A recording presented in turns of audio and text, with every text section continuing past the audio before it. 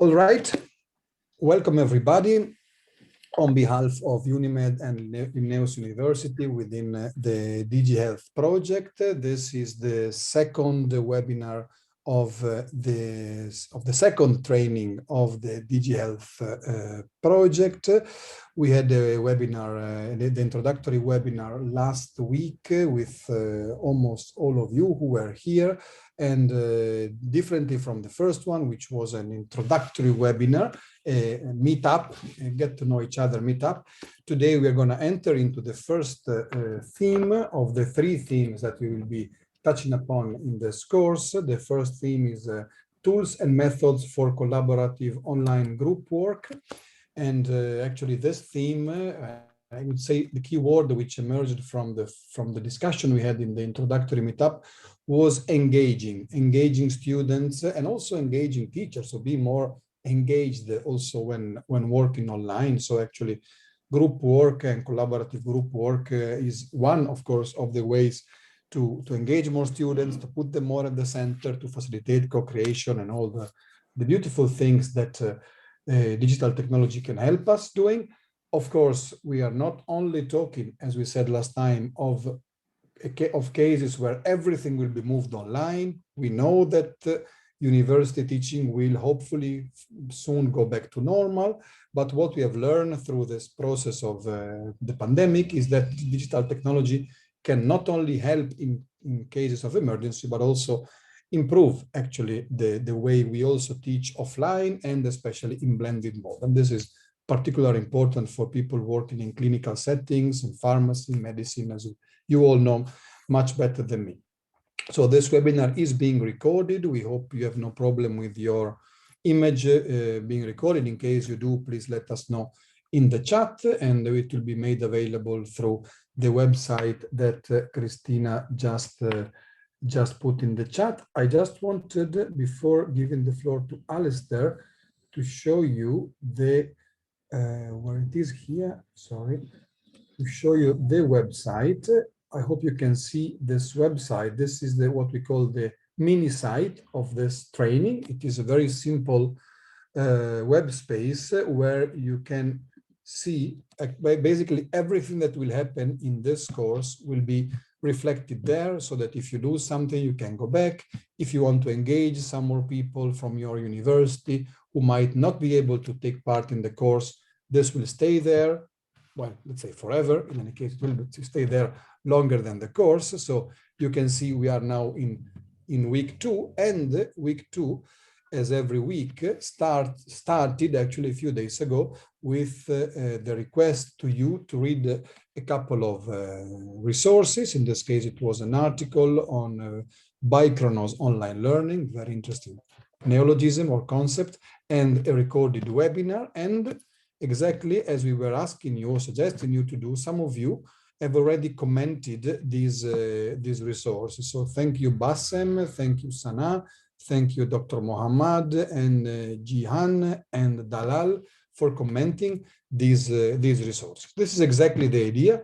Now, Alistair and myself and the team will then reply to your comments there, so that every one of these three weeks spaces becomes a bit of a interactive online place.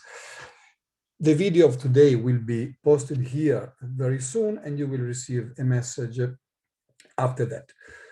Now, a bit of housekeeping. Please mute your microphone whilst Alistair is speaking, and then use the chat for any comment or any idea, and for all the rest and all the suggestions for interactivity, I'm very happy to give the floor to Alistair. Thank you. Salam alaikum. Ahlan wa sahlan.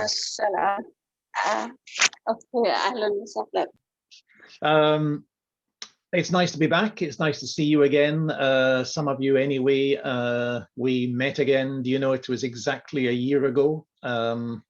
Exactly. I'll come to that in a minute.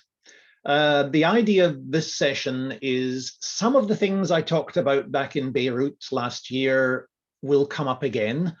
but some things are, I'm going to try and be very, very as practical as possible. I can see that you have many, many different things that you want to discuss and you want to investigate, but I'm going to try and keep this very practical. Please be ready with your computers and your devices, because I'm going to get you to try a lot of little things. And a lot of this is going to be based on what you can do in Zoom and to get more interaction using Zoom. But I've also got some ideas for you to use in circumstances where maybe Zoom doesn't work very well. So I'm taking it very practically. It's not very theoretical. It's not very academic this time, but we'll have time for discussion at the later on. I hope to send you out in groups so that you can discuss with each other. And of course, when you discuss with each other, you're welcome to discuss in Arabic, as long as when you come back, you tell me what you told in English, since my Arabic phrases don't go so far, but a little bit anyway. Okay, I'm going to, let me see, I'll jump into presentation mode, just a second, and I'll get there. There we are. And okay, everyone see the presentation? First slide? Good, nods. Christina, thumbs up, thank you. There you are, tools and methods for collaborative online group work. I'm going to move the video over there, and there's a chat. Yes, I can see. I'll make the chat put it over on my other screen. There we go. There are my contact details. I'm easy to get in touch with, and yeah, I've told you that before. Let's move on. Come on. Now, what we will cover today, a little bit about what we've learned from 2020. 2020 was quite a year, to say the least. There are some lessons to be drawn. I'll make some general comments on that. Then we'll look at generally creating engagement and activity, and what sort of things, what are the main factors for creating engagement and activity. We're going to look at low bandwidth options, because in many places, as we'll talk about, people don't have the bandwidth to do this sort of thing as we have in Zoom now. It's not always possible. What alternatives are there? We'll look focus on Zoom and online meetings, and some simple tools that you might not have thought about that are available using Zoom, and some other tools for collaboration, and then lots and discussion as well. So a little bit of nostalgia first. Exactly 1 year ago, maybe in a couple of hours' time, I was sitting there beside the sea in Beirut, having a very nice lunch and enjoying myself being back in Beirut again. That was my third time in Beirut, so I knew my way around. And that was the last time I traveled for work. I haven't been anywhere else since then. I've been at home working on my own, and who knows, it could have been my last work trip ever. I have no idea. Anything can happen in the world today. I have many fond memories, which I live on, and it was great to see people there. And I remember at the university there, the students had already been sent home, and everyone was talking about COVID and what was going to happen. And I flew back to Sweden, and the world stopped. Yes, that's what happened. So there we are. Just in case you don't know me by now, that's where I come from, Dundee in Scotland. Halfway through, quite early in my life, in my mid-20s, I moved to Sweden. I now work at Linnaeus University over there on the coast of the Baltic Sea. Though I've lived in different places around Sweden and even Finland over the last 38, 39 years. My university, just in case, there's a view of our newly built campus in the harbour here in Kalmar. We have 2 campuses, so we're spread out 140 kilometres apart from 2 cities. It would be nice if you could turn off that notification noise, Fabio or Christina, because I keep hearing bells as people come and go. You can see the statistics there. I don't need to say very much, but I need to just tell you where I'm from. And that yellow building in the middle there is the university library, and that's where I work if I went to work. And when we can go back to work, I'll be working there. But so far, I haven't even been in the building. My stuff is in boxes somewhere in there, and I haven't been there yet. So this is what happened back in March last year. We all got thrown into the swimming pool of online learning. Some people were able to swim immediately. Some people had trouble and needed somebody to help them learn how to swim and fast. And I hope nobody has drowned, but certainly many people have had trouble. And we realize that. And it's not just us, it's the students as well. Many students had a lot of problems and still have. The challenges we faced are the fact that online teaching demands new pedagogy. It's not always completely new, but it's not the same as just being in class and lecturing, even though sometimes we can do similar things. It demands new skills, and we all need to learn those skills. What this project is really about, of course. Many teachers and students lack necessary skills and support, and that has come through. We see a digital divide which has appeared. It was always there, but has become much clearer now. Some people have access to digital devices and have digital skills, and they are able to thrive and continue. The people who didn't have these skills, who don't have the devices, who don't have internet connections, or and especially can't afford them, they're falling behind. And there is a great danger of, in many societies, a great gap. It's not just rich and poor, it's digital and non-digital. And these are political issues, of course. Study skills, many of our students didn't have the study skills they need to work independently from home. They could study on campus, but they did not know how to study individually. Many had technical infrastructure issues all over the world. Even here in Sweden, we have a lot of infrastructure, but it's not everywhere, and not everybody is able to take advantage. And it also makes the gap in income and so on much clearer. And also home environments. People from richer homes have got nice quiet rooms they can sit in and study and concentrate, but people who live in a tiny flat with several young sisters and brothers and parents, it is not a study environment. It is very, very difficult to do anything. And we need to remember that as well. Again, these are issues that universities can't solve, but they are major issues. And of course, the problem of social isolation, of not having the campus, not being able to meet people, etc. Just quickly going through these, I think many are very clear, but they build. I'm going to build on that when we start looking at the engagement.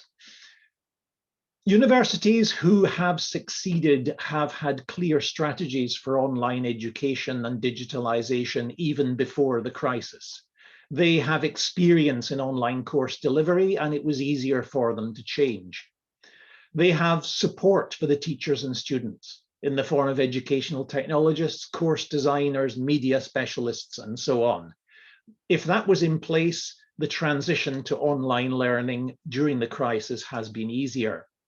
They've also realized that online learning is about synchronous and asynchronous interaction, and that's a focus for this session. We've also seen a great increase in sharing and support. All over the world, universities and organizations have been sharing guides on how to teach online, how to learn online. And in a way, there's been almost too much sometimes. There are lots of guides. Everyone's been doing it. There's lots of help available. There have been free webinars all over the world that we can go on to learn how to work and how to teach online. Many countries have had teacher support communities, Facebook groups, for example. but other social media. We've had we've launched a big group for teachers in Sweden, and thousands of teachers, even still today, they are interacting, helping each other, asking and answering questions in that group, and it's a very lively group, and we see a sharing culture growing up. I don't know what it's like. Maybe you could say in the chat, are there these types of teacher support communities in social media where you are? Has anyone got, you could write a link in the chat, or someone like to hop in and say?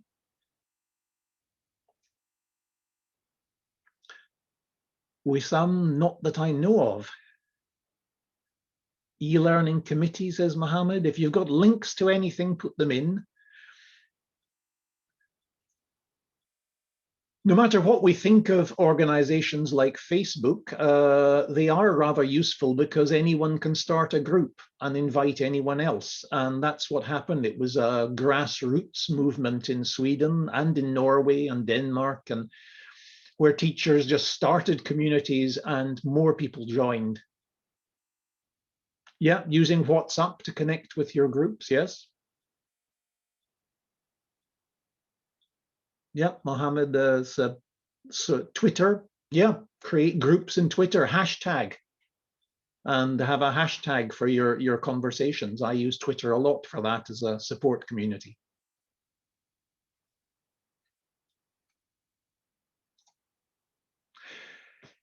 So how can we engage online? The topic for today, the big mystery question. In fact, I think you all have a lot of good ideas already. So we don't have to talk about the same things over and over again. Here's something. Take your mobiles or open your browser and go to www.menti.com and use the code there, 8595935, and answer the question that you will see, which is asking you about, yeah, how do you create that engagement in your courses? Any little tips? What are your best tips? Your best strategies?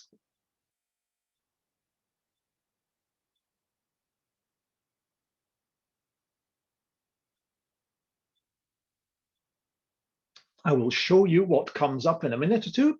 I'll just give you time to go to the website and put in the code. You can answer as many times as you like, but let's have some ideas. What are your tips? Then I'll tell you mine.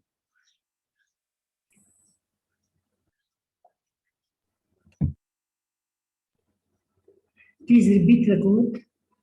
Sorry? The code. I didn't get it. It's on the main screen here. You can see 85. Where Not it see is? my screen. I just put in the chat as well. It's in the chat as well. But I hope you can see my presentation. That would be at the bottom there.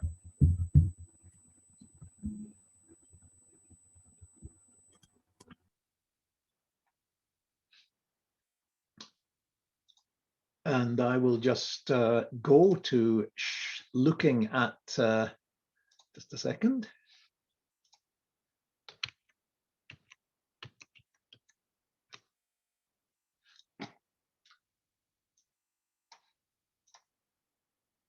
There we are. Now I think you can see the results on the screen. Frequent questions to students, yes. Q&As, asking students to recap. Let's say, yes, that's just asking them a simple recap question. Do you do, whoever, could someone who asked that, could you open your microphone and say, how do you ask them to recap? Do you ask them to say it, or do you ask them to write it, or? Sure, good day. I think I can use both methods. Sometimes I ask them to recap what we did last time. Sometimes I ask them to recap what I just said. So instead of me repeating over and over and hearing my voice over and over, they would hear someone else's voice. And sometimes I ask them questions in the chat, and I think this allows them to individually answer, and this allows more participation. Yeah. And here it says ask questions anonymously or call on. how do you manage that? Yes, I do that. Yeah. I ask open question for everyone, so they answer, and the first answer usually get bonus points. Or sometimes I select students to make sure they are alert, they are attending, and not just open the link and they are away. Yeah. Yeah. Yeah, I mean, that using this tool, Mentimeter, is another way of getting that sort of anonymous feedback, because here I've no idea who has made these suggestions, so that it gives them the chance to, you get much more better response than you do if they have their name on it, I find.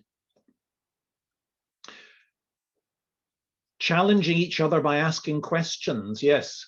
Do you do that in small groups?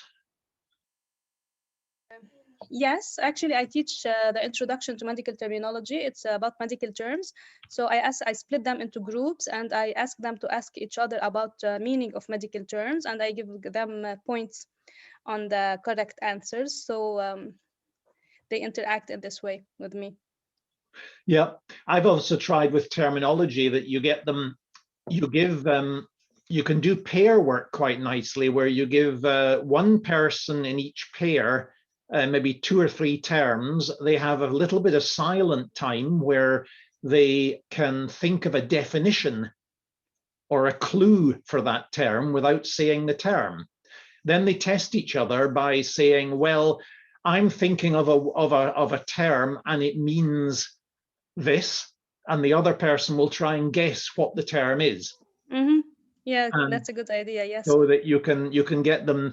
It's very low tech, but as long as you can get them to work like that, they could even do that as a chat exercise. But it's getting them to guess.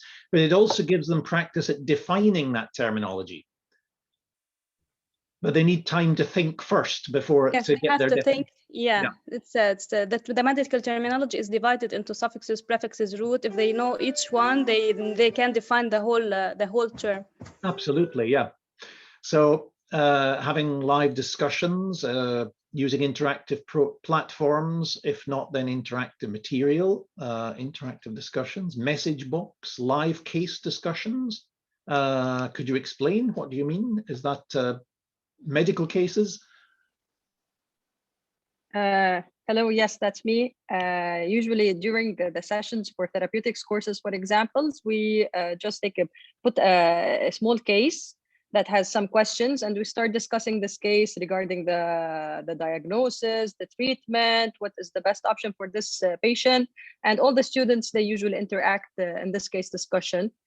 So this way we would be recapping the material that has been discussed, and at the same time making the students engaged in class. Yeah. Thank you. Exactly. I see in the chat, Ismail, crossword puzzles could be informative and entertaining method. I like that. One thing you could do with crossword puzzles is actually to have 2 versions of the crossword, where half of them are filled in and half of them are empty. But they have different halves, so that one student in the pair has half the crossword solved, the other has the other half, but they're not allowed to look at each other's half. So one of them has to say, I don't know what is in number 15 across. And the other one says, well, that's a term that we use to describe blah, blah, blah, blah, blah. And so you have to guess what that word is. And so you help each other fill in the other side of your crossword. Kahoot exercises, watch a song and give answers. Yeah. Kit Kat challenge for those who send me the answer first. Tell me a little more, the Kahoot example. Yeah, I just have an exercise or two, and I kind of try and keep that theme running of those who, I just give them an exercise that would take 3 to 5 minutes at the end, and first 1 to 3 people who send me the correct answer, I just used to throw a Kit Kat at them when we used to go to the classroom. So now I just have people who send me the right answers first. on Moodle. I just list their names in the weekly announcement and tell them that by the time we meet, I'll give them a Kit Kat. Sometimes I feel this being unhealthy. I would tell them I'll give them an apple last year, but they said if you give us apple, no one is going to answer. So I guess I'm sticking with the Kit Kats. Yep, virtual Kit Kats even. There's an awful lot of stuff here. This is fantastic. You're gonna get access to this, but I would like to move forward a little. Let me see, role play. There's calling on some names, acknowledging those. Yeah, this is actually, I think it's important that we use names, that we acknowledge those who answer or who write in the chat. I'm trying to do that at the moment, but you know, just to sort of be familiar with the students and encourage them. So calling students by name, ask serious questions from time to time. Yep. There's more Kahoot here. Google Drive, sharing documents. We'll be doing that, watching video before sessions. Scribus, don't use that. That would be interesting to know a little. What do you do with Scribus, whoever that was?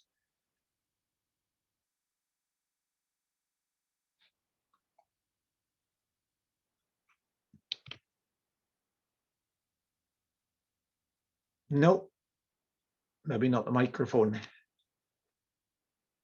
Yes, yes, I was trying to. Okay, Pascal. Yes, yes. Dr. Hajal. Yes, hello, doctor. Yeah, actually, we can. I can ask them to sometimes. It depends on the course, of course, but usually it's a software available for most desktop. It's very useful. I encourage everyone to explore it. You can use some animated and interactive PDFs, presentations, and forms. Actually, because this is my major, this is why you can ask them also to work in groups. Also, there are several things. I use it a lot. We can discuss this, of course, later. I have some internet connection. I don't. Okay, thank you very much. I see a comment in the chat from Jana Jabur. Do you create your puzzles or use online too?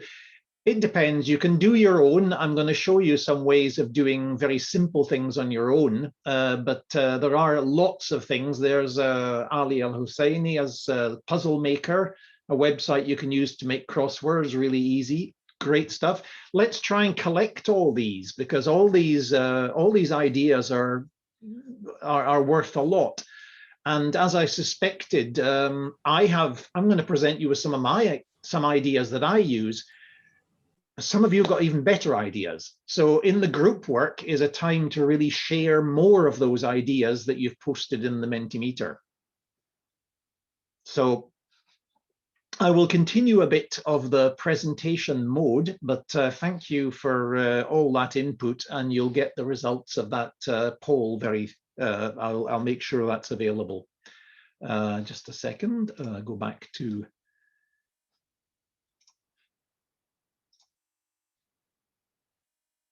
Okay, back to the slide again. If I could just get it to move. Now. Okay, again, at the risk of telling you things you already know, I'm a little, I can see there's a very high level here, and yeah, forgive me if I'm saying things that are obvious, but I sort of thought I better sort of put this into context first. I think one of the key success factors in online education is this, and it's very low tech, because enthusiasm, engagement, your personality is sometimes much more important than slick technology, super video production, and you know, top class devices and tools. I think your students will forgive you if the technology doesn't always work 100%, if you at least show that you really believe in your subject and you give them that positive feeling about what you're teaching. It's impossible to, I don't think you can teach in any situation without, wait a minute, I can see a chat, but I'm juggling with all my windows at the moment. I can't see the chat. So if Christina can, or yes, in the chat, everyone agrees with this and yeah, this enthusiasm thing. okay.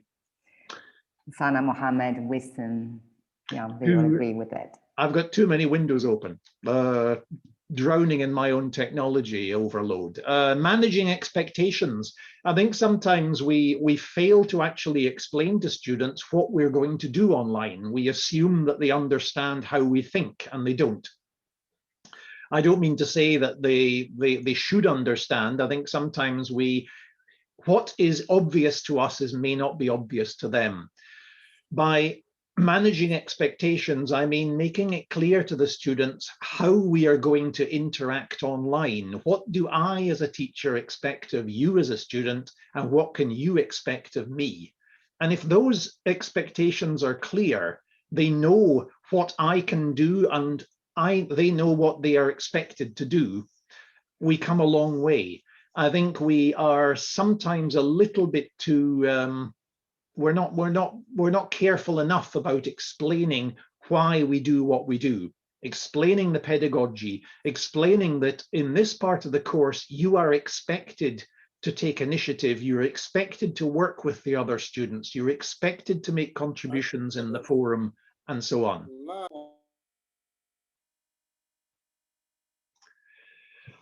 So clear instructions, clear structure to the course. Much more important online than in the class. In the class, you can make changes, you can explain things on the fly, but I think online, it has to be crystal clear from the beginning. And try to create that sense of community that you are all obviously doing with those suggestions you had on the poll just now, ways of getting people to feel engaged. And also work with social contacts. As that lecture that I showed you, that I asked you to look at in advance was showing, we need to create space for socializing. We need to create space in our lessons to simulate time in the corridor before they start the lesson and after the lesson. Very often we're too quick to say, that's the end of the lesson, goodbye, I'm closing the room, and everyone's just then stuck on their own at home. Back to the silence or the chaos, depends how you live. Always put some time at the beginning to say hello, to let people talk to each other. You could even use breakout groups before the lesson starts. Just put them into random groups and let them talk to each other. What are you doing? What was, what did you see on TV, or what are you doing on the net at the moment? And at the end, give them 10-15 minutes where they can, maybe even in small groups, just react to what you've been doing. We forget that social time. Let's create those digital corridors, the digital cafes. You don't need to be there or manage it, but give them that opportunity. There's a link at the bottom. There is a question in the chat from Mohammed, and do you mean that those groups are random or selected groups? Excuse me, Christina. Christina, excuse me. Good morning. My name is Subha Abu Shaheen. You didn't send me an invitation for the meeting. I'm using the link of Dr. Muhammad Rahal. Please send me an invitation. Although I was registered last workshop. Okay, okay, I will check it out. Please. Okay. Thank you. Thank you. So this was your question. Yeah, the question was the question about the groups. It doesn't matter, because I think with the socialization thing, if you tell them I'll open the room half an hour before you come in, that's difficult to get. You could make groups for them there, or you could just let them talk to each other openly. And there it's almost better that you keep maybe a lower profile, maybe turn your camera off and just let them talk. But you could put them into small random groups and let them talk to each other. Well, you could even create sessions, drop-in sessions, where you can have, you can say that on Tuesday at 5 o'clock in the afternoon, there is a Zoom room open. Go in there, say hi to each other, just talk. Just doing that can give them a space to socialize, because that's what most people are missing. This book at the bottom is an online free book, design book for online learning. It was done by colleagues in Finland. Very interesting. You can look at that yourself.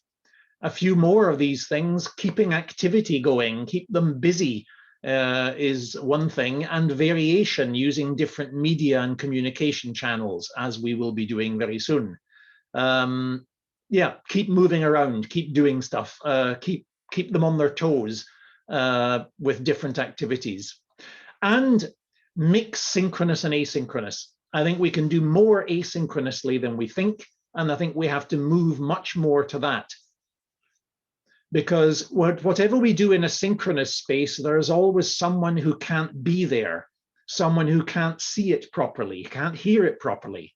So we have to make more of our interaction asynchronous so that everybody has a chance to be part of it. Giving feedback, much more formative assessment online, much more sort of telling people how they're getting on.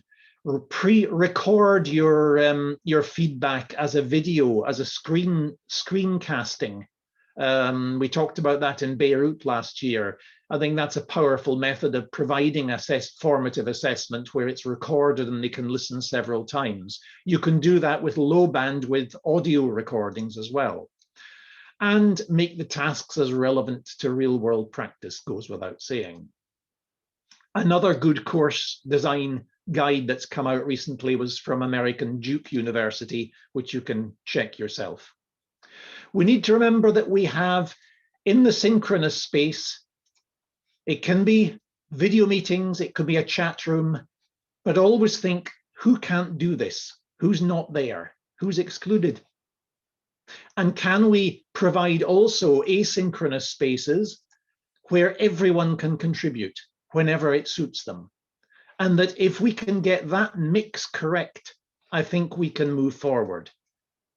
Because it's not just about endless meetings in Zoom or Teams or Google Meet. It's also it's much more about working on collaborative documents, storyboards, and so on. This I showed back in Beirut, but I think it's still incredibly vital. It's vital because course design is about getting the right blend.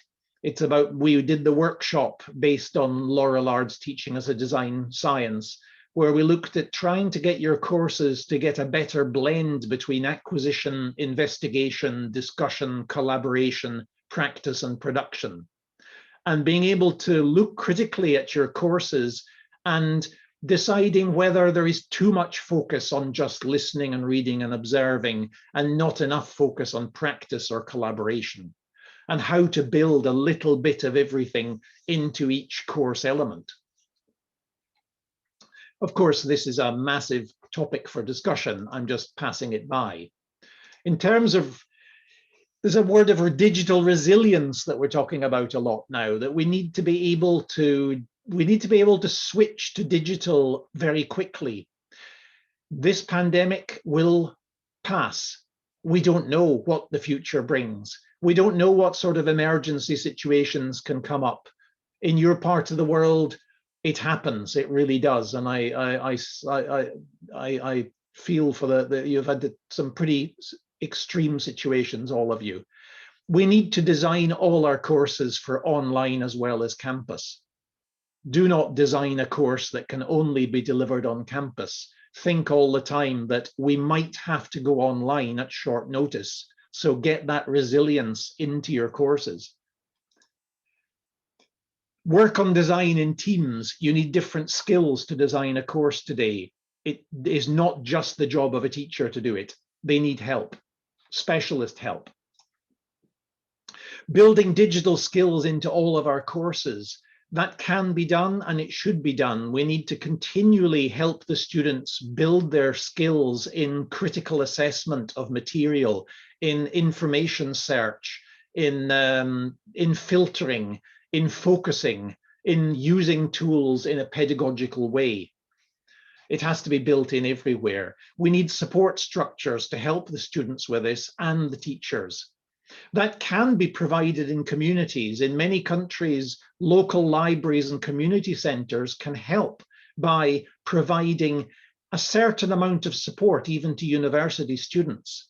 Like you can go along to a library and say, look, I'm doing this course online, but I don't understand how to download this software. Can you help me?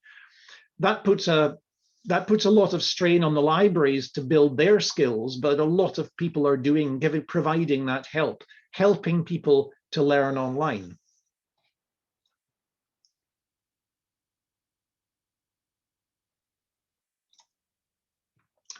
Now, just before we get into the next bit of interaction, some common e-meeting problems. I think you know them all. In fact, if I get you to think for a few moments, you can probably guess what's going to come up here. I'm letting you guess.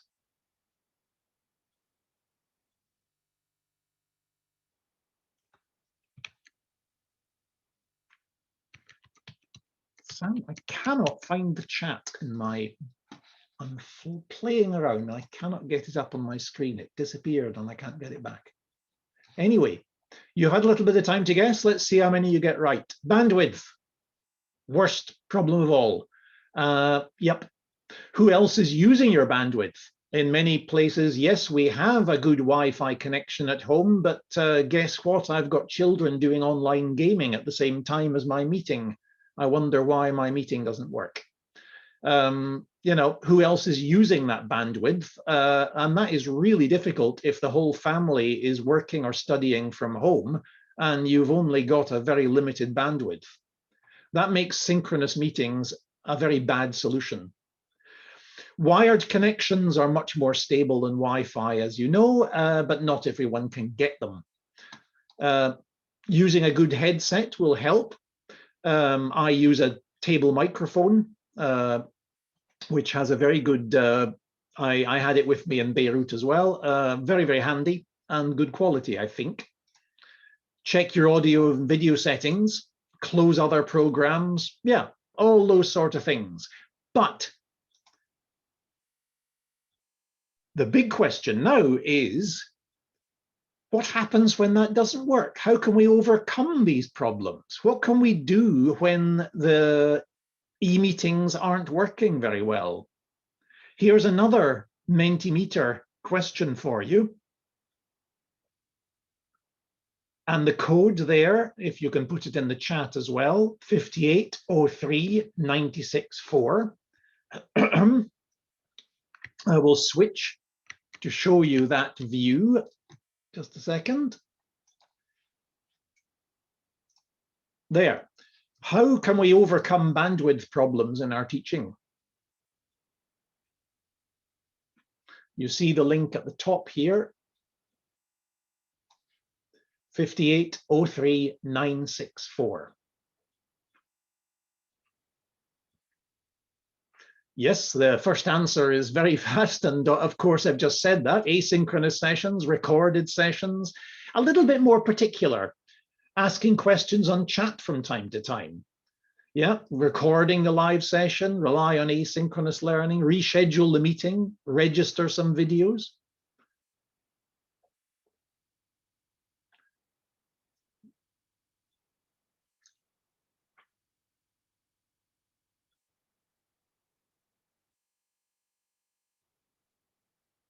Closing cameras can help a lot, yeah. If we take the cameras away, we save bandwidth.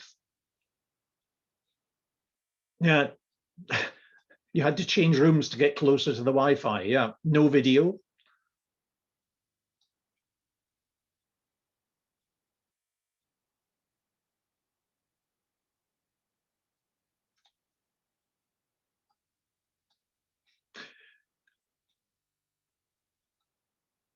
Smaller groups realize, yeah, there's various things you can do there. This is interesting, preparing a plan B. Who wrote that one? Could you say a little bit more here?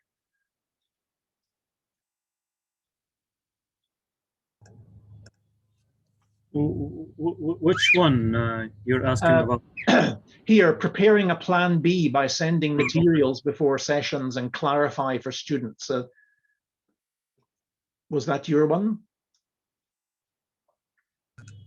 Nope, not me. Okay. I'm innocent. You're innocent. Good.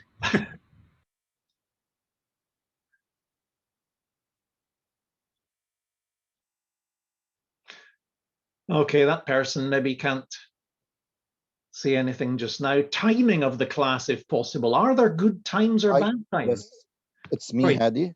Yeah, Hadi? Okay. Yes, please. Yep. Just I want to say, in preparing our live sessions, we should take into account that our problems, our chronic problem in Lebanon, electricity, internet, logistics, etc. So this should, the plan B should be an integral part of our online session, and this should be sent to the student and inform them that if something happens, for example, internet or electricity went off, instead of closing the session, you should prepare this point as a plan B for this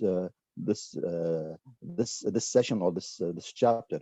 This should include some questions, some answers, or even some links to either recorded sessions, videos that explain this point, or other websites or other resources. Yeah, this is my point. I like that. I think also the plan B can, as you said, to have, we can switch the session to asynchronous mode, that if something should go wrong, we go to the forum and you put in questions and you start an asynchronous discussion in the forum or somewhere like that. And the session continues, and you can post up a pre-recorded video in there as well. Yeah. And of course, the timing of the class, if there are known problems, for example, planned power failures and so on, then you, of course, have to work your way around that. Sometimes you need plan C. Yeah, yes. And it's part of this resilience. We need to work around. I mean, you become very good at that in crises, so that you find new ways of working around it. Reducing reliance on video during class sessions. Yeah, video-based assignments encourage students to sync files to their devices. These are very good suggestions. I think I'll probably repeat them later, but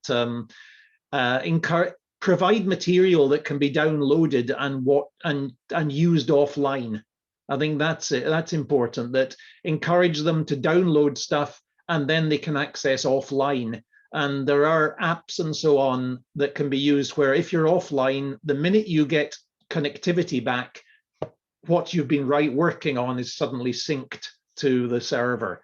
And again, that can be a lifesaver for many activities. And it means greater flexibility for the asynchronous work, because you'll synchronize when there is a connection.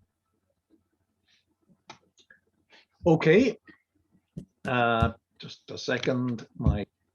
Excuse me. Yes. Go ahead.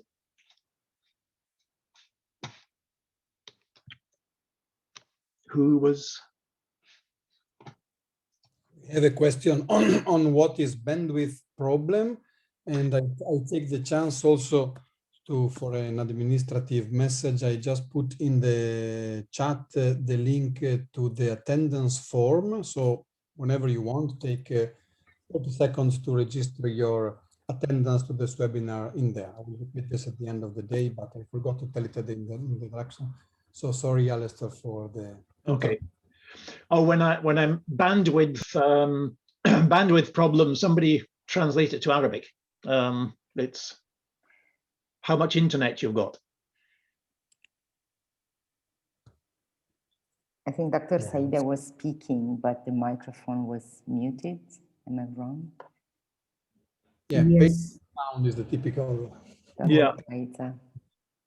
Yeah. Can I speak? Yes, please. I want to tell you that you said to us, and I'm very happy to hear from you, this simple expression that we feel as family in this meeting. I am extremely happy to be a part of this course. I want to tell you that before we learn to swim, we have to have the sea or the suitable water to swim. We are here, for example, we have infrastructure, we have a good structure regarding our grid and internet bandwidth, as we said. It's not wrong to be assured at least half of our students don't own PC and rely one mobile only.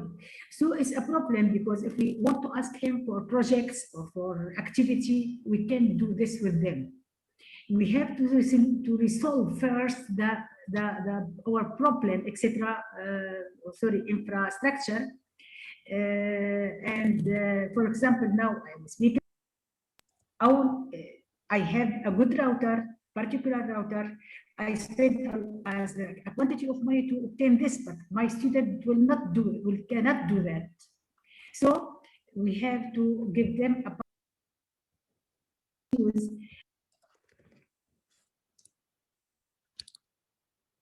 I'm sorry, I can't hear you now. You put your microphone off. Again. No, again, it's again off. I will write. I will continue writing. I start writing. I will continue writing because maybe there is some difficulty in my phone. Okay.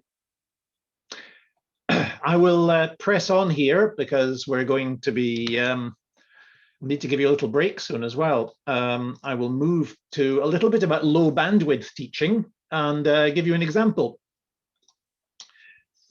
Have you tried live chat, for example? There are many ways to do live chat. You can do it on things like WhatsApp and so on, but I don't know if you've tried something, it's impossible to say, but it's tlk.io, Tokyo, I suppose. I'm going to show you, and you can see how it works. So let's move there, and I'll show you what I mean. This is an incredibly simple tool. That's what it looks like, tlk.io, and it is incredibly simple. The advantage of this is that it is not part of a commercial company. It's not part of, it's a simple web chat that you can set up in seconds. So what I do here is I think, what shall I call it? And I'm going to call it, of course, DigiHealth. Oh dear. It would help if I spell it correctly. DigiHealth, okay?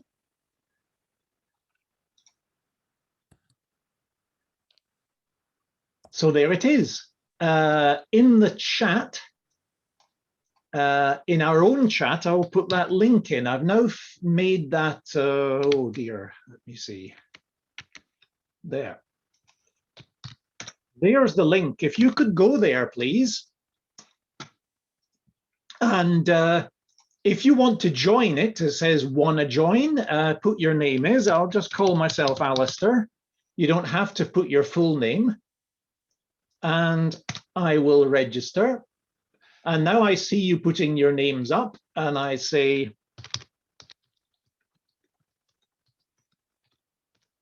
so there we are. I've made my first post. Welcome to the chat.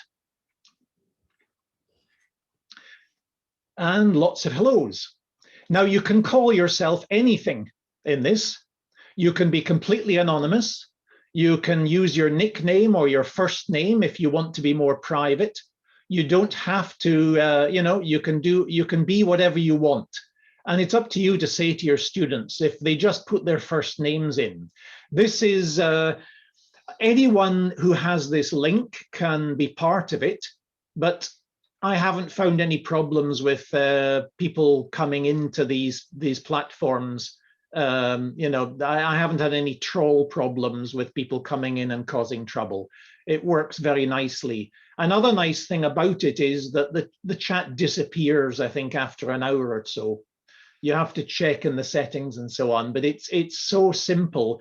And you can have, what you can do is, I can create a channel, I send out and say, we will have a web chat at 7 o'clock this evening till 8 o'clock.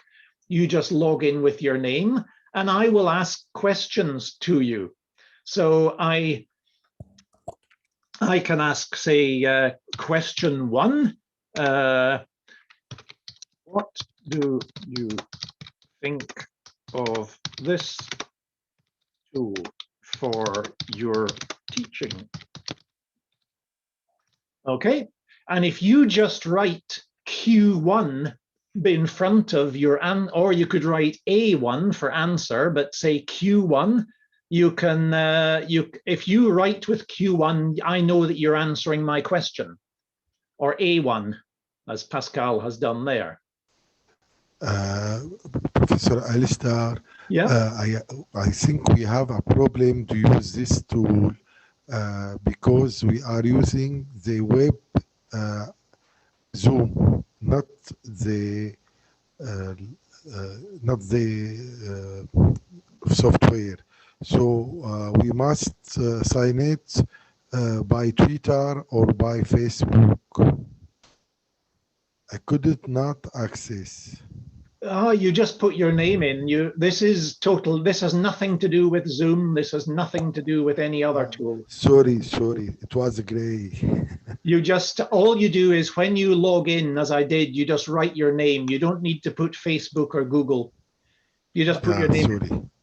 But for some strange reason, I had also a problem. So with Chrome, I cannot access. I just see a gray page. I don't have really my name.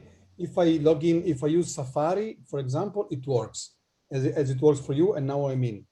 But with Chrome, and I try to paste the address. It just gives me the DigiHealth header, but it's gray and it doesn't work. I don't know why.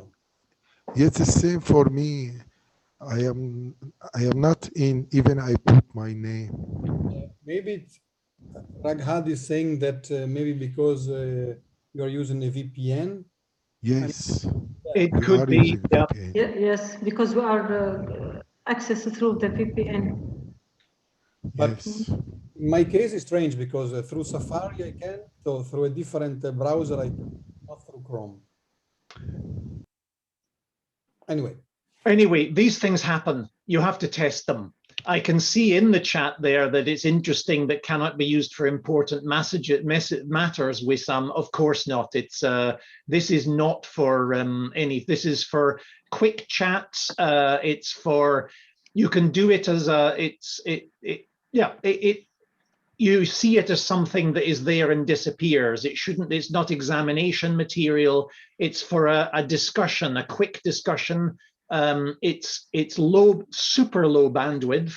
I don't know if anyone's using this on a mobile at the moment, but it might be interesting to see the experience if it works better on a mobile. But for the students, it doesn't require any setup, no software, and almost zero bandwidth. And everyone can be part of it. You can save the results and then post them in your learning management system afterwards. But the great thing is that it just disappears afterwards. I think that's it's very safe in that way. And you don't use it for assessing the students, but it might be useful. It's a place where the students can ask questions, get answers, or you can run a sort of 1 hour question and answer session, or you can get them to give their ideas about something. It could be brainstorming. It's up to you to decide what you want to do with it.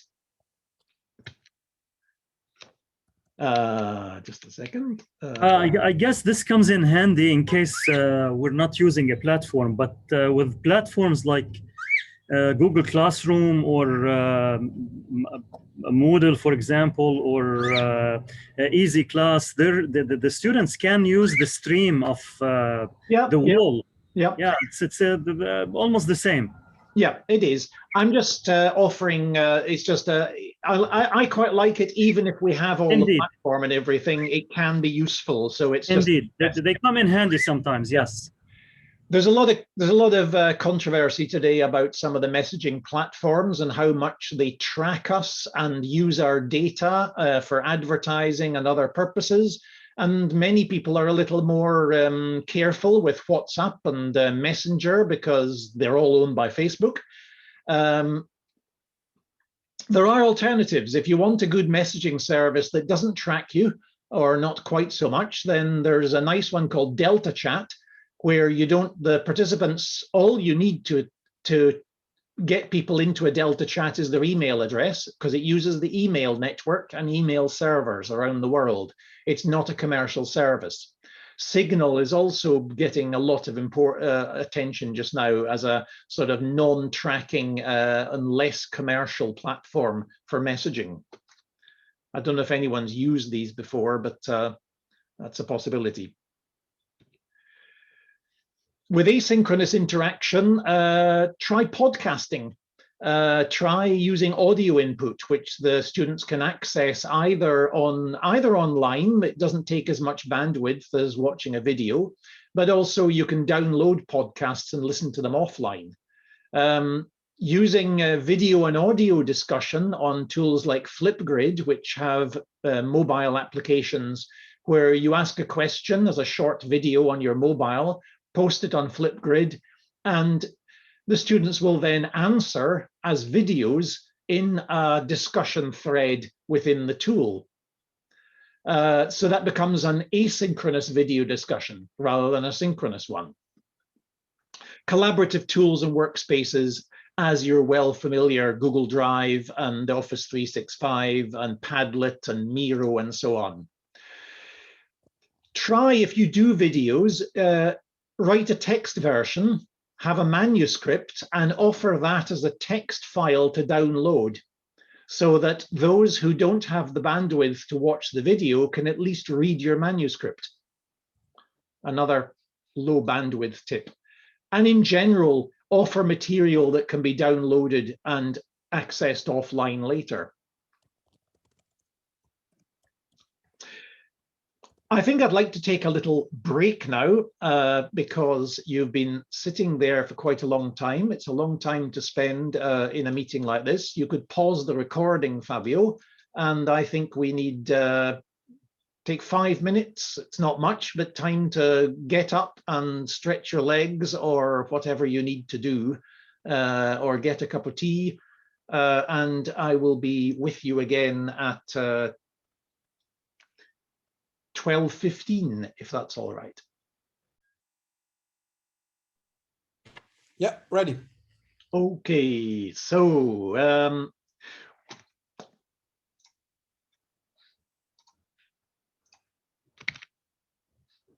oh, that was the wrong thing to show you. There. Let's have a look at, we talked about social contacts and creating a sense of community. There's been a lot of studies over the last year about how students have felt during the lockdown and during the crisis. Certainly over here, what the students have said is that they are very grateful that the teachers have managed to move online so quickly. They are very appreciative of the training they've got. The teaching works online pretty well, much better than expected, but they lack the social contacts. They're stuck at home all the time. I have a son at university. His last year at university, he's hardly gone out the house and he's bored. And he's doing work experience now from the same room in his student flat. It's not really the same work experience that he would have got if he had been actually doing it. So we need to provide these social contacts. As I said, having pre-meeting time to test audio and video and have small talk is one thing. Have you tried ice breaking? Pair work, small group work at the beginning where you get them into breakout groups. It could be just as simple as get them into pairs and say hello to each other. But you could give them some little trivial task. It could be something about their expectations about the course this week. It could be, what did you think of last week's course or last week's lesson? Whatever, but give them that ice-breaking time to start talking to each other. Short breaks, well, we just had one. You probably should have more. And post-meeting discussion. I sometimes say, if it's possible for me, I'll say, I'll keep the room open for another half an hour. If you want to hang around and discuss, I'm happy to be there. I'll answer questions, just as you might do in the classroom, where a few students hang on and you talk to them and explain things. Try to get that into your classes. If you can't do that, at least find a way of helping them to find a space where they can discuss with each other. They could continue in a chat. Offer drop-in sessions, as I suggested. With involvement, check how they're doing regularly. Ask these little questions. You can actually ask them to, you can say, how do you feel at the moment, and let them select an emoji and put it in the chat. Because again, that's a bit of it's fun, but it also gives you an idea of how people are feeling. Some people are not smileys. Some people are not so happy, or some people are a little worried. But that's a way, just getting them, giving them a chance to react. You can brainstorm in a chat all at once. Now let's try this.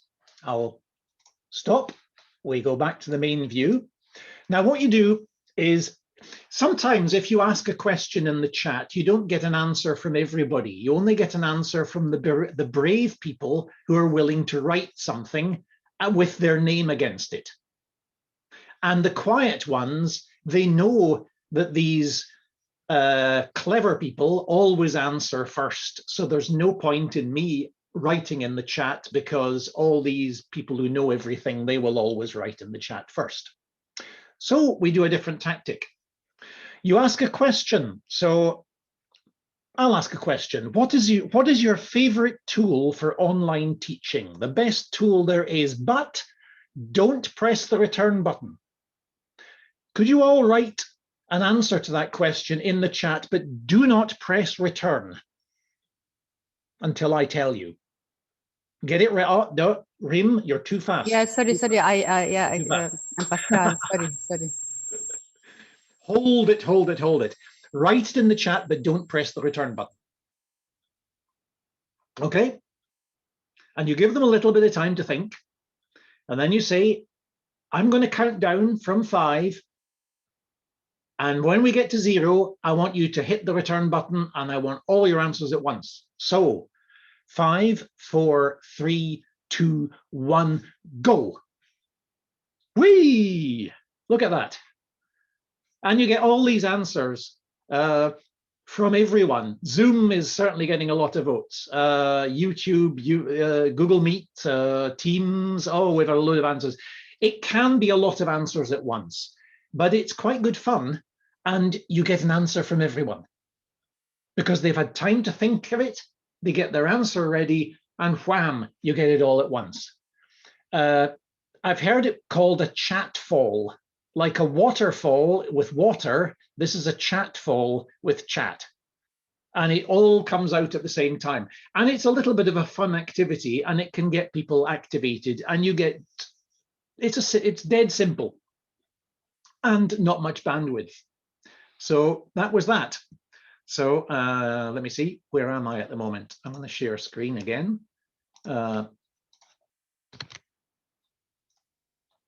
Whiteboard. I'll show you a little bit here as well. Stop share. You know the whiteboard function.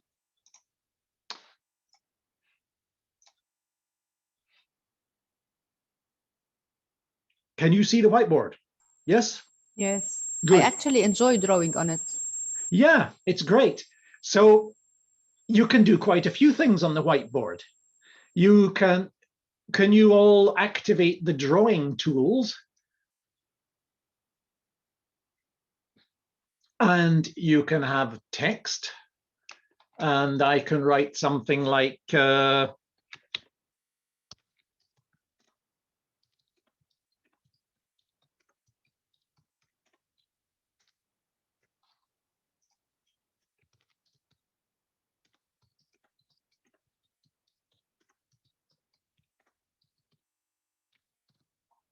I can make it a bit bigger. I can I can, and you can just put the text in and write some answers, and we can brainstorm on the whiteboard. Or you can draw a smiley. You can put up a heart, or the stamp thing, star, or I can point.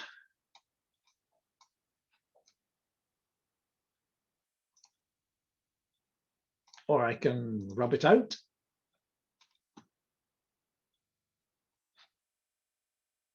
Is everybody, I don't see much writing here. What's because we don't have permission. We don't have permission. Oh. No, I think you can. I'm trying. I'm trying. You should have permission to access the annotation. Now some people are. No.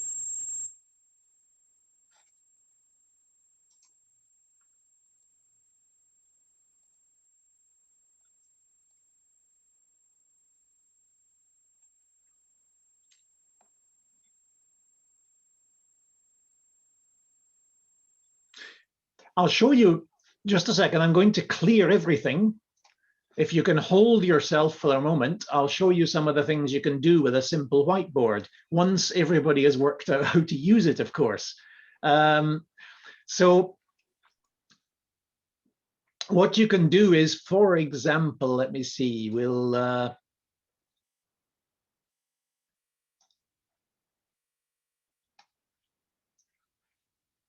do a quick poll.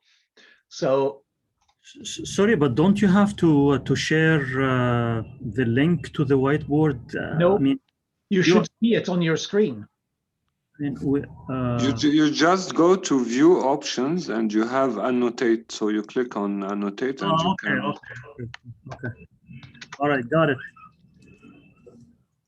Wait, I'm setting up something here. Oh dear. It gets a bit crazy at times, but oh, come on. There. Okay, I'm erasing my stuff.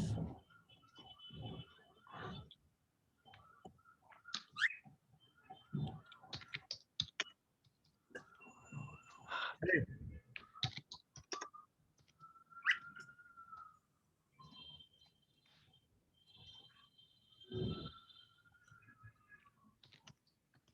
It's like a bunch of 6-year-olds.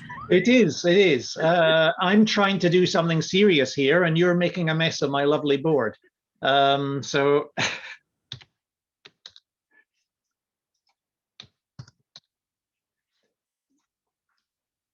if this board, hold on a second, if this board was clean from all that stuff, I have set up a quick poll. And what you do is you divide it up, and I'm going to start. Oh, wait a minute, I need to do a bit of erasing here. Oh dear. Oh. Okay, can you hold on a second? I've written, you can have 4 options, and what you do is you get people to mark in the square. You ask them a question and mark yourself in the square that suits your opinion. And so people will mark themselves either the I agree, you're not sure, or maybe or no. You have the different, like A, B, C, D, and people can just draw their sign or a word or put something, and you can see how many people vote for I agree, many people vote for not sure, how many people vote for me. You can do a very quick poll on the whiteboard.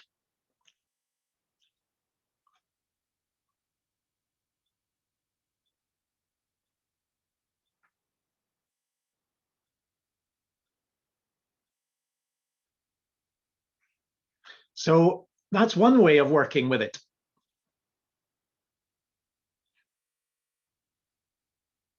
I'm going to clear everything. It's not possible. Could you please stop? Right.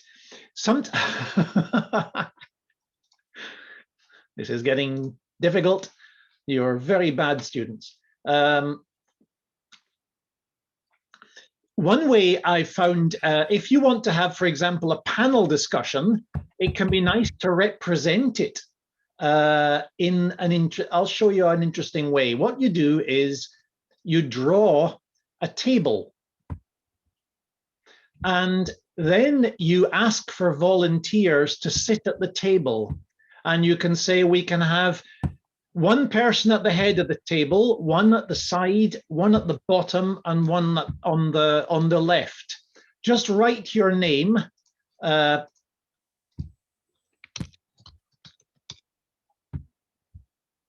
I'm there, so I would be the chair of the meeting.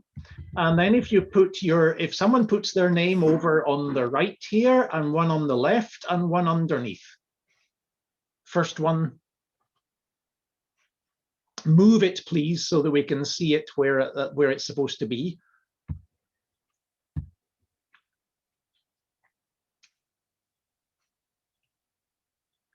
Okay. The idea is that if you organize it quite nicely, then you'll see that my name is there, and then there's somebody here, there's somebody here, there's somebody here. And what that represents is the people in the panel discussion. So you tell the student who's at the top of the table, here is you've decided on a question that you're going to have a discussion on. They will introduce the question, and then you take turns by going round the table clockwise. So that person will say, right then, Marianne, what is your opinion on the question? And then once we've heard from Marianne, we'll move over to Sana, and then we'll go to Pascal. And because we've written the table here with the names, we can have a panel discussion, and then you can say, right, Marianne, could you move yourself away from the table, and I'd like someone else to come into your place. Who wants to come in and replace you? And they can move their name. And that creates a dynamics where you can decide who has got the word, who has taken the floor. And that way you can create a panel discussion that doesn't need video, because we can see who's sitting at the table and who's sitting at the side. And so you can get them to change places. I will stop sharing that wonderful, beautiful drawing, and gives you a little bit of an idea, I think.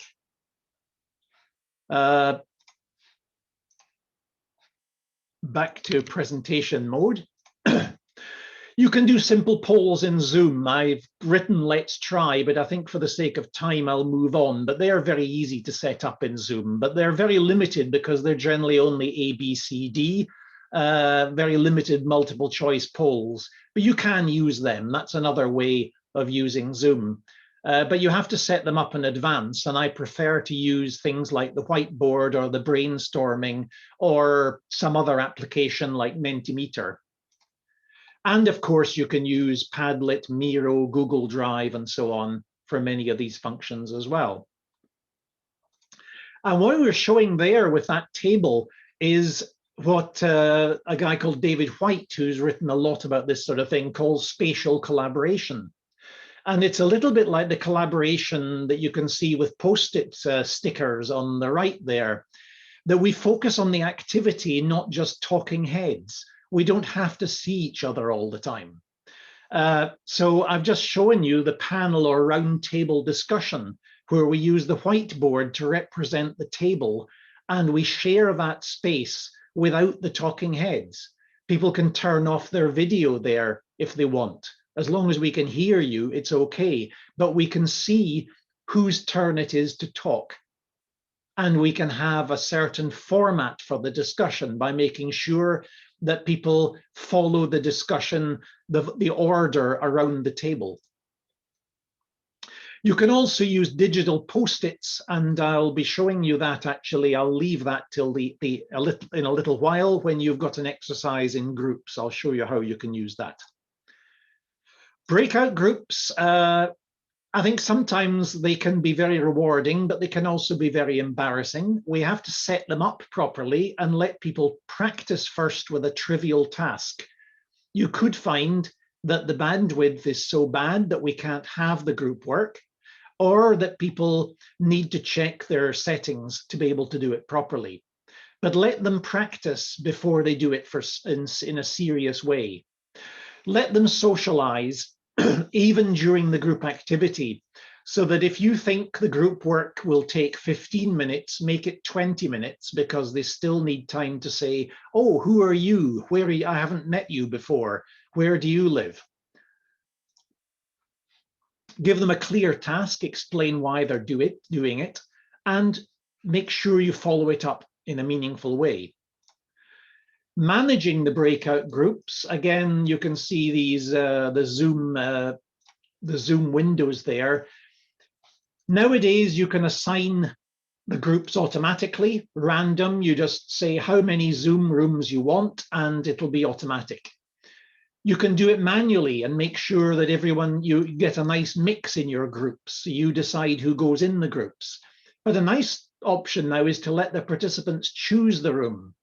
So you can actually change the names of each room to be a topic of discussion. So you have 4 topics for discussion and let them choose the room for the right discussion.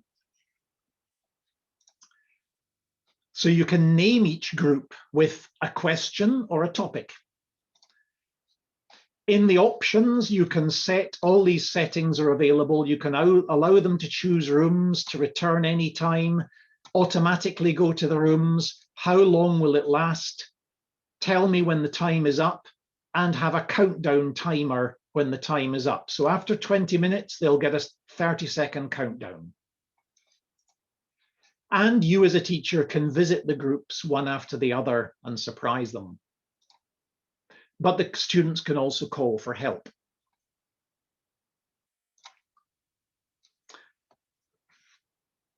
You've used a lot of Google Drive, Office 365. Question? Yeah, excuse me, I have a question. Yeah. If you go back to this previous slide, please. Yeah, no, to the previous slide. Yep. Yeah, I'm not familiar. How do you manage groups on Zoom? Okay, I will. Can you show me, please? Yeah, I like the idea. Yep. Okay, now you can see my screen, and I've got breakout rooms, so I press that. And here I can decide that I'm going to have, say we're going to have 10 breakout. Yes. Okay. Yep. 8 breakout rooms, assign automatically. I just create, and here you can see all the groups are ready. Thank you. Actually, I'll keep that because I'm going to use it. Okay. Stop share.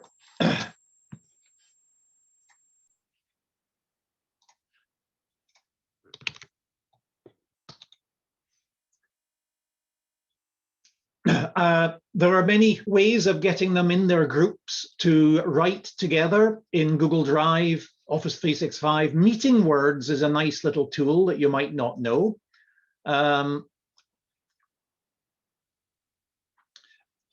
It's been called different things over the years, but it is incredibly simple.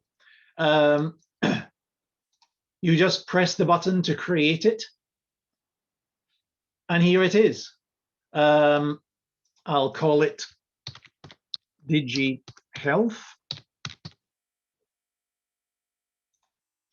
And there's a link, which is coming now in the chat.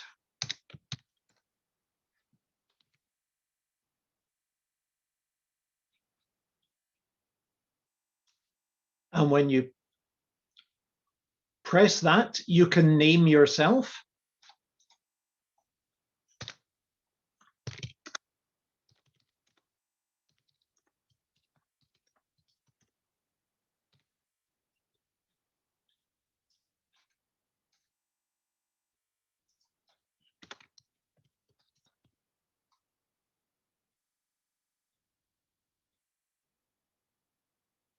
Ooh.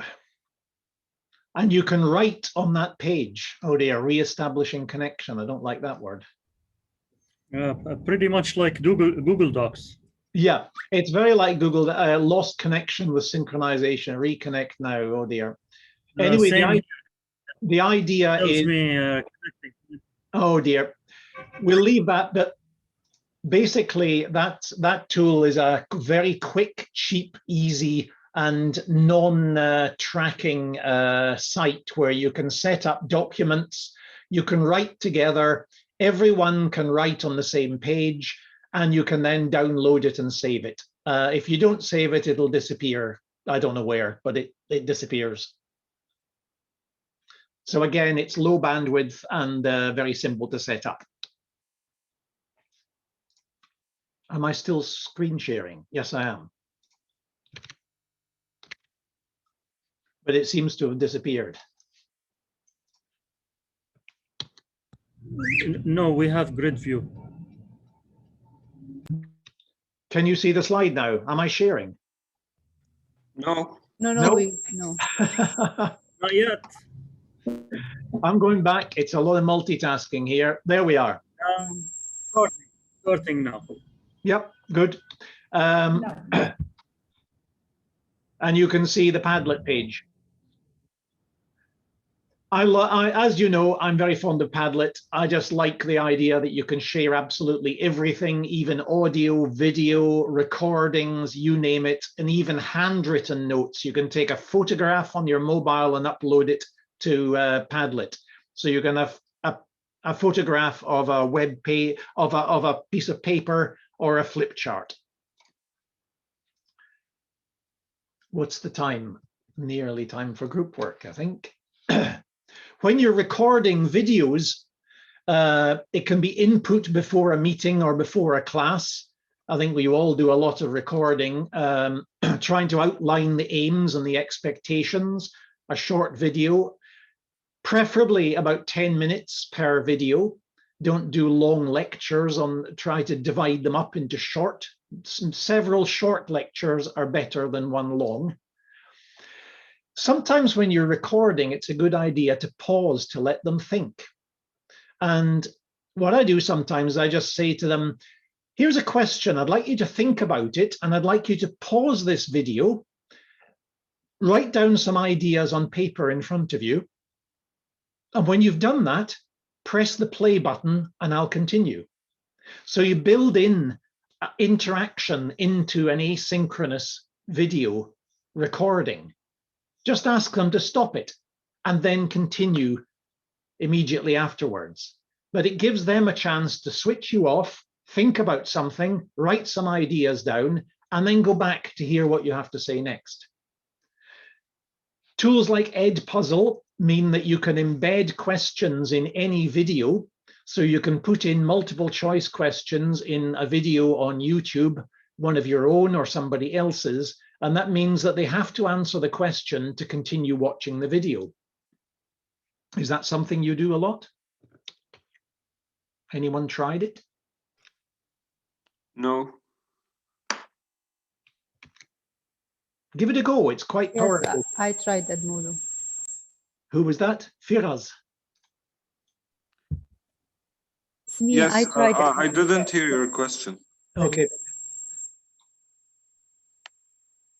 Pascal Hajal. Yeah, I was saying I tried Edmodo because my actually my field of study is education and teaching methodology. So I always try to find things to engage students. Okay.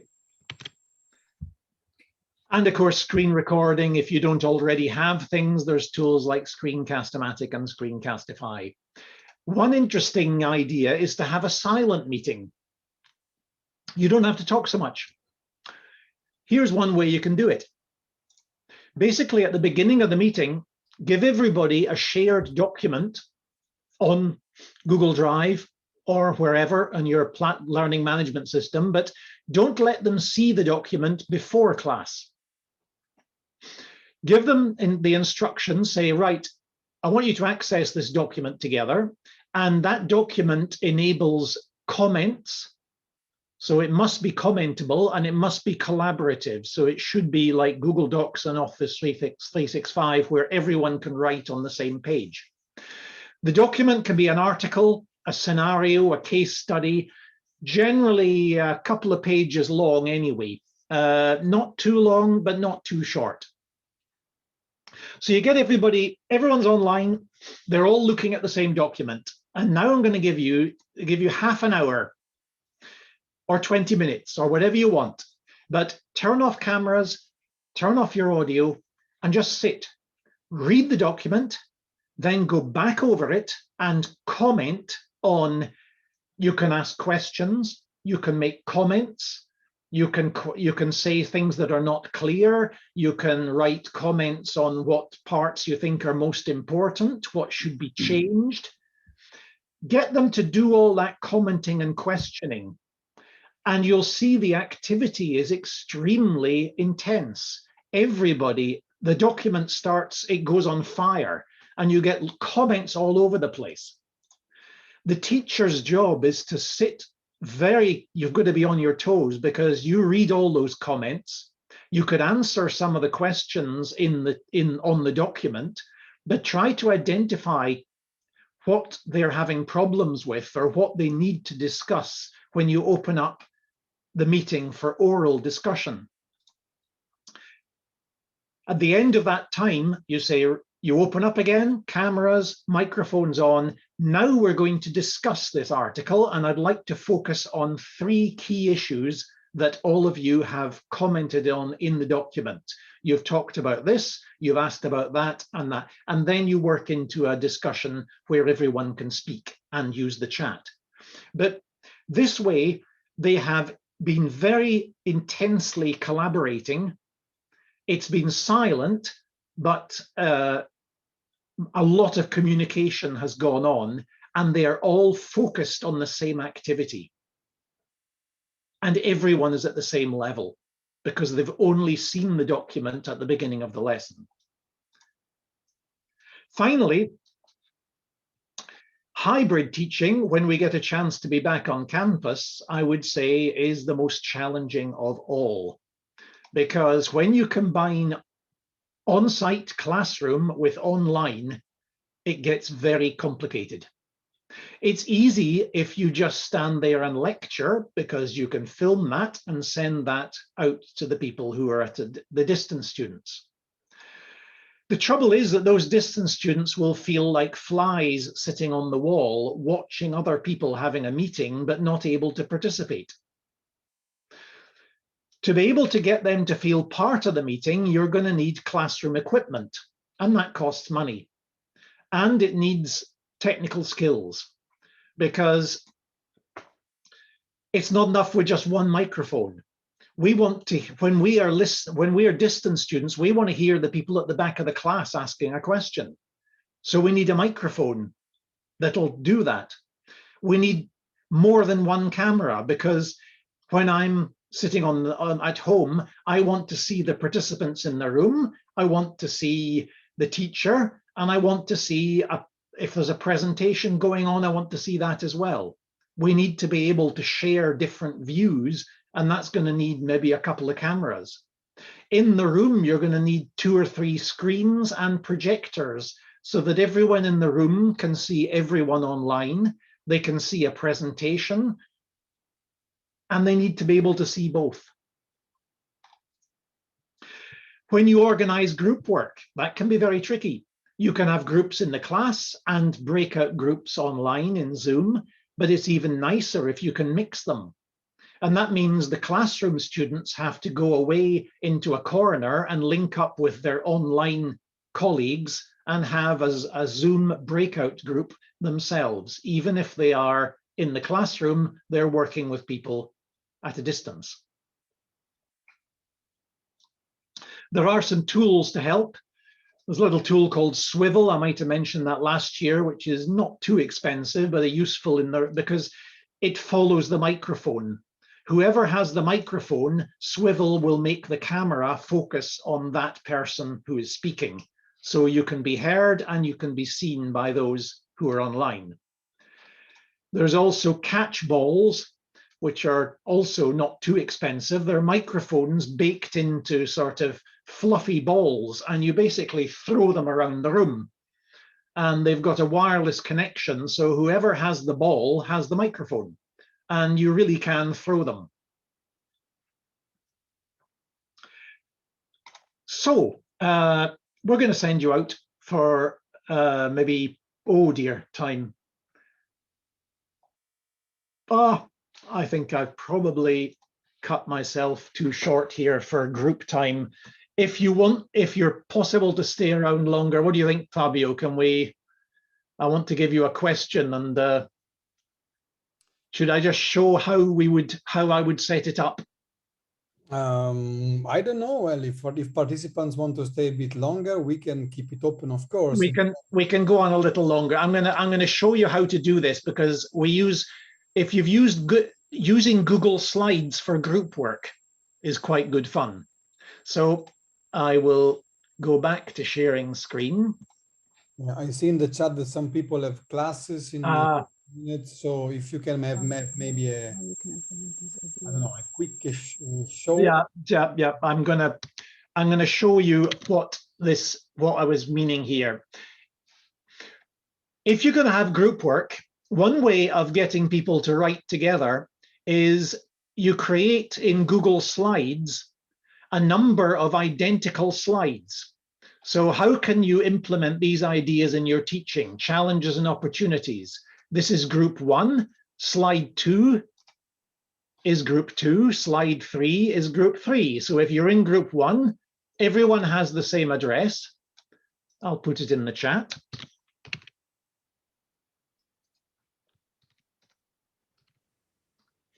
You go to the slide, and here I've made little post-it stickers. So you move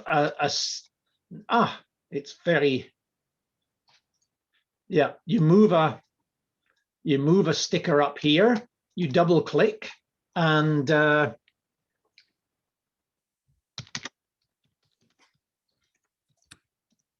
you write in it.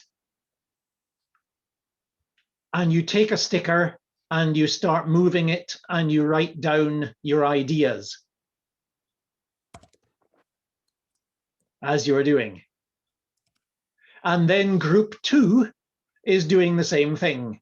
And group 3 is doing the same thing. And then when you get back together after the discussion, you can show each group and all their post-it stickers and ask them to explain their choices.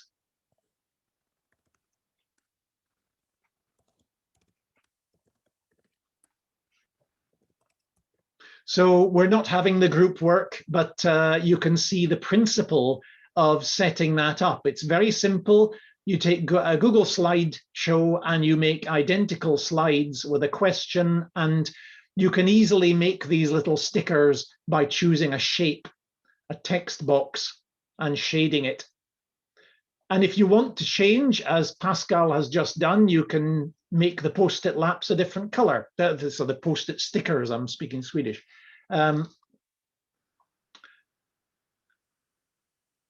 This takes a bit of time to practice, but yeah, look at this. We're getting nice patterns in group 2, and group 3 are beginning to write stuff here.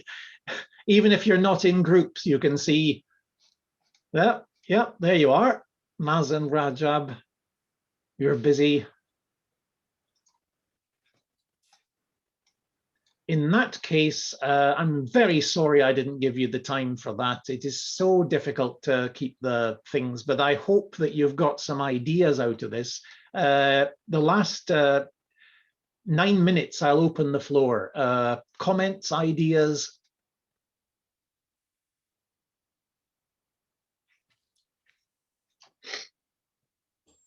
I love this activity. It takes the students into a higher level from the Google Docs, because usually I make them work on Google Docs and write, you know, collaboratively. But I like this is more fun.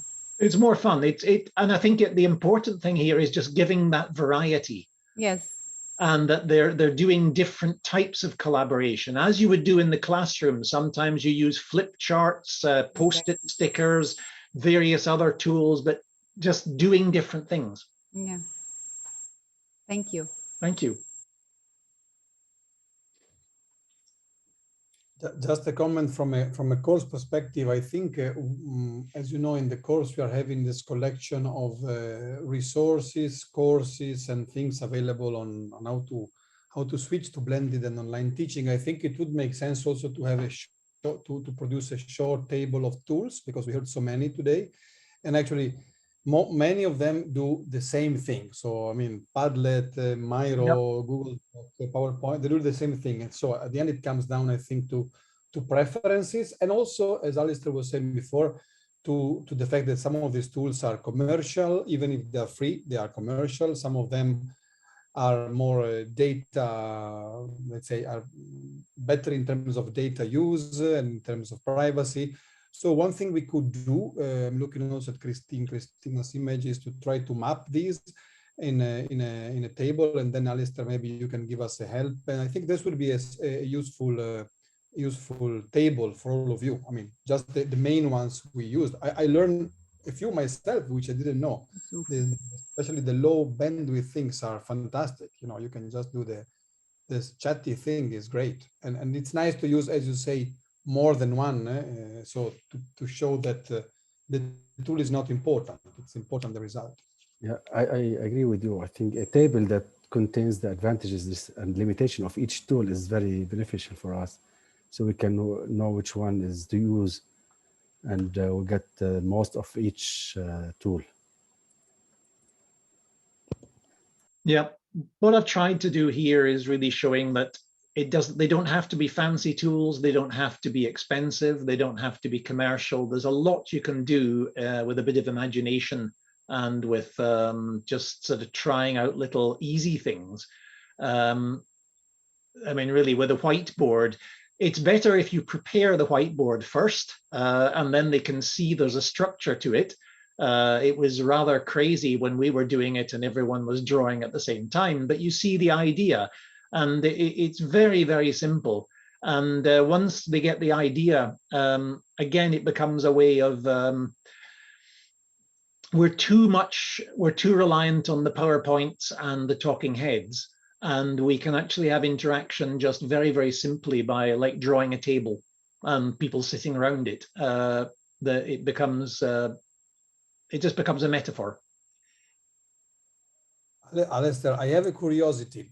Did it ever happen to you to apply one of these tools, to use one of these tools, and to have a group of people, unlike today? Today everybody participated, but a group of people that simple doesn't start, doesn't like it, doesn't work with it. So that there you need maybe a plan D. So what do you do in case something doesn't work? This is the whiteboard and nothing happens, or almost nothing, let's say.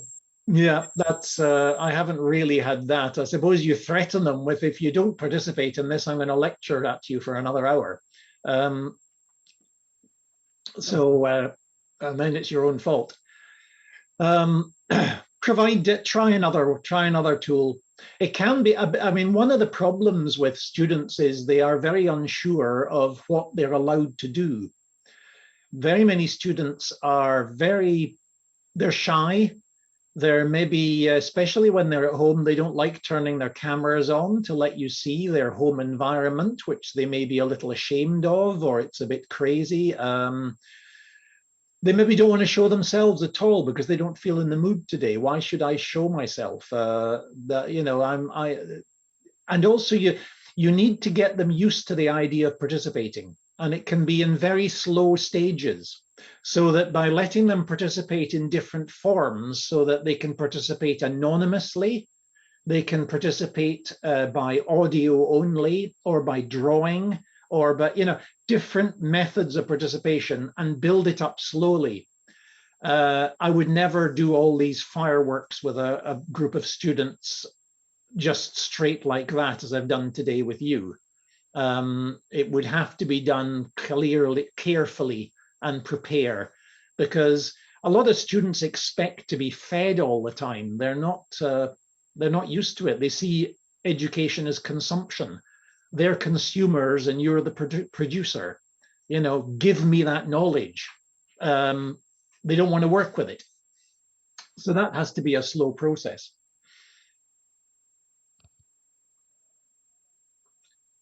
Thank you for your thank yous. Thank you.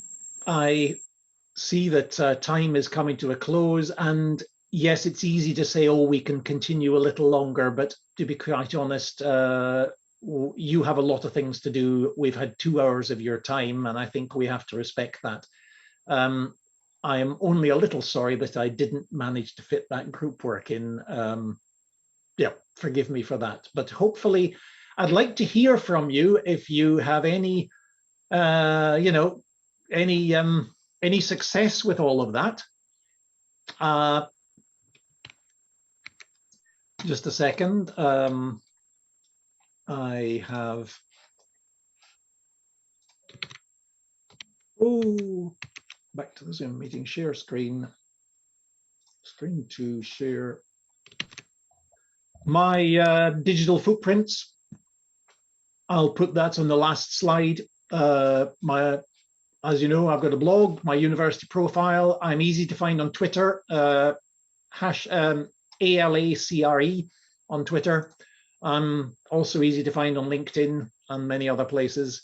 And you've got my email at the beginning of the presentation. So I'll send the presentation to Fabio and Christina, and you can put it up. Yeah, exactly. So presentation and video will be posted on the mini site, and then of course you can keep on asking questions, and I guess Alistair will be happy to reply to the comment in that page. And actually, and another thing we will do, I think, is to start developing this.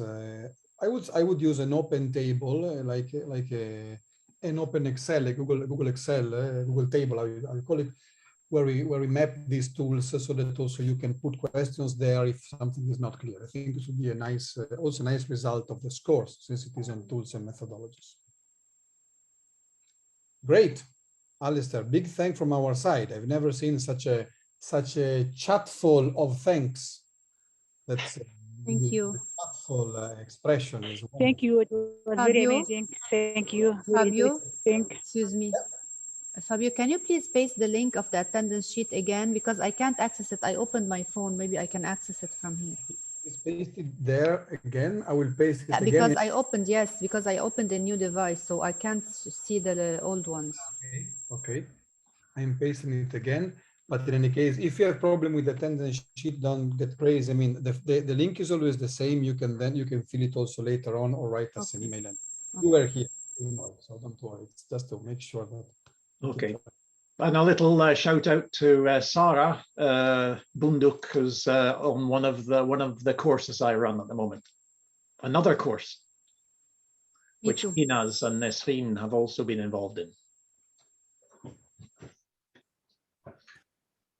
Great. Okay, in this part of the world, I think it's lunchtime. I think more or less. Thank you very much. It was very interesting. Thank you very much. You're welcome, Dr. Thank you. Thank you. Bye-bye. Bye.